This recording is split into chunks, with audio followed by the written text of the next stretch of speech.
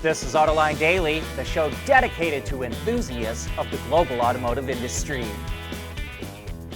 Feels like Tesla dropped a bomb of information on the auto industry last night.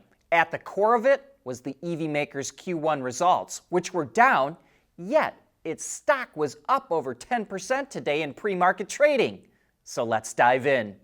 Tesla delivered nearly 387,000 vehicles, which was down 9%. Worse, it's building a lot more vehicles than it's selling. It made over 433,000 EVs in Q1, which means it had over 46,500 vehicles of excess capacity. The vehicles it did sell, plus its energy storage, supercharging, and other services, brought in $21.3 billion in revenue, also down 9%. So, why was Tesla's stock up? Because it provided a ton of details about its upcoming plans that investors seem to really like. One of the big pieces of news is that Tesla says it's accelerating the launch of new models that were originally supposed to start production in the second half of next year. Those EVs will include, quote, more affordable models, but they will not use its complete unboxed assembly process. Instead, they will use both aspects of the next-gen platform as well as parts from the current platform. This means it won't reduce vehicle costs as much as it thought it would, but it will allow it to grow volumes more efficiently and utilize more of its current production capacity, which is around 3 million vehicles. Tesla says its robo-taxi is the model that will continue to pursue the unboxed assembly process. But it sounds like even before the robo-taxi will launch, Tesla will integrate a ride-hailing function into the Tesla app that's benefiting from more owners using FSD, which was offered as a 30-day free trial earlier this year, and then Tesla just lowered the price significantly. On top of that, Tesla again said that it's in talks with a major automaker to license FSD tech, which we previously speculated might be Ford because of Elon Musk and Jim Farley's somewhat close relationship. And Musk says Tesla may also start selling its Optimus robot next year, which it plans to start using in its own facilities this year. So you can probably see why some investors are excited. And if that weren't enough, the new Model 3 Performance was revealed. At its heart is a dual-motor all-wheel drive system that produces 510 horsepower and provides a 0 to 60 time of 2.9 seconds. But it's also much more than that. It features performance springs, dampers, bushings, stabilizer bar, sport brakes and seats, and owners can even customize handling balance, stability control, and regenerative braking right from the center screen. Pricing starts at just under $53,000 before any incentives. Solid-state batteries are getting a boost. LG Chem is lending its battery building know-how to solid-state battery startup Factorial. The two announced that they signed an understanding to accelerate the development of solid-state battery materials. LG already supplies batteries to most of the global automakers, and Factorial counts Mercedes, Stellantis, and Hyundai as investors. Intrepid's NeoVi Pi, allowing automotive engineers to interface, capture, and monitor vehicle data using Raspberry Pi. As a matter of fact, it's the automotive industry's first robust platform for Raspberry Pi, featuring Intrepid CAN-FD technology and Raspberry Pi Compute Module.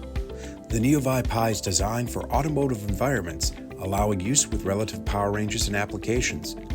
In addition, the NeoVi Pi enables you to use the Raspberry Pi for compute while avoiding additional development to adapt to network environments. That makes the NeoVi Pi powerful enough to solve your vehicle network problems, yet small enough to fit in your backpack. One of many Intrepid tools used for developing zonal architecture and software-defined vehicles.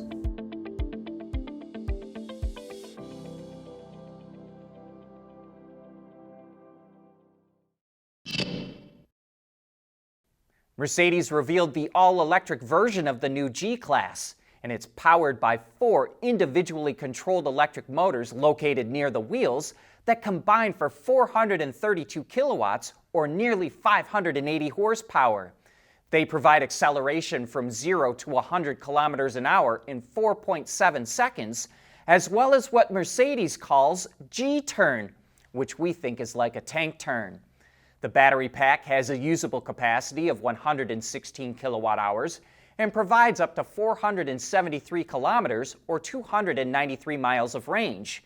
So this is not going to be a very efficient vehicle at roughly 30 to 28 kilowatt hours per 100 kilometers or 2 to 2.2 miles per kilowatt hour. The best EVs today are twice as efficient. Off-roadability has always been a trademark of the G-Class, and the new EV version still uses independent front suspension with double wishbones and a newly developed rigid rear axle.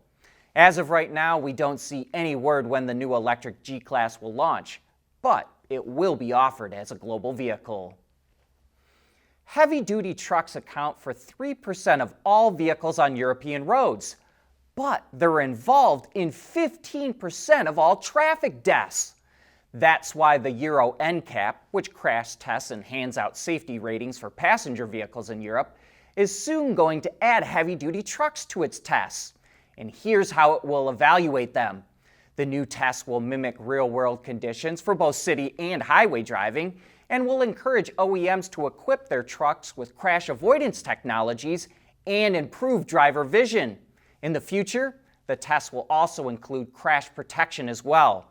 The Euro NCAP says it consulted with a number of companies and government officials to craft the rules, which were designed to be both cost-effective and deliver on safety.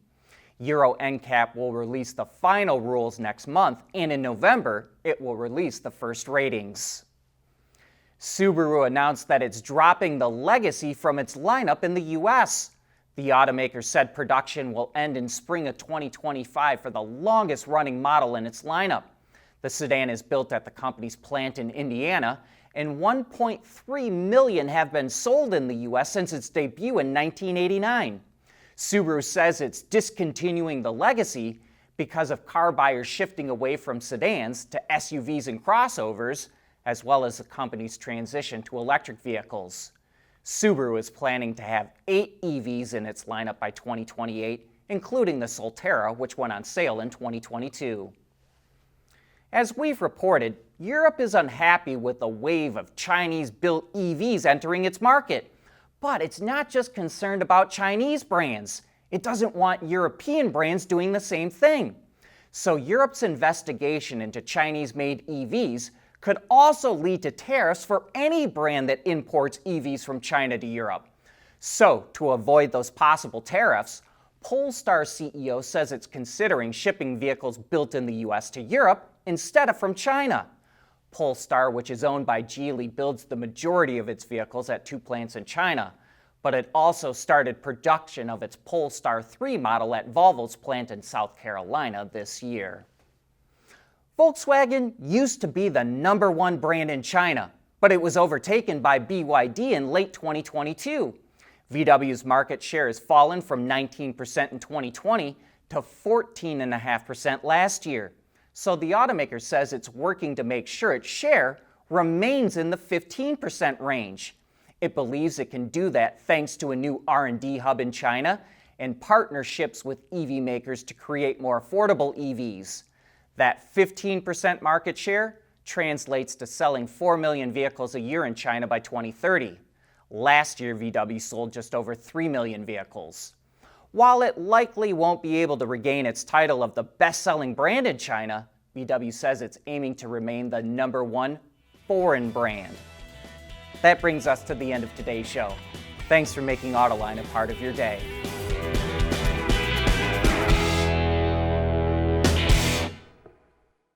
Autoline Daily is brought to you by Bridgestone, solutions for your journey. Intrepid Control Systems, over-the-air engineering, boost your game. And by Teijin Automotive Technologies, the formula for better mobility.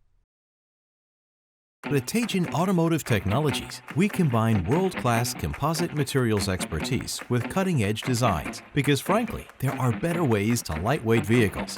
So lighten up with Teijin Automotive Technologies, the formula for better mobility.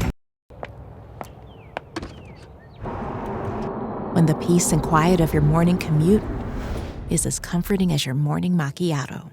That's what really matters. Bridgestone Turanza EV tires. Less noise for more quiet comfort.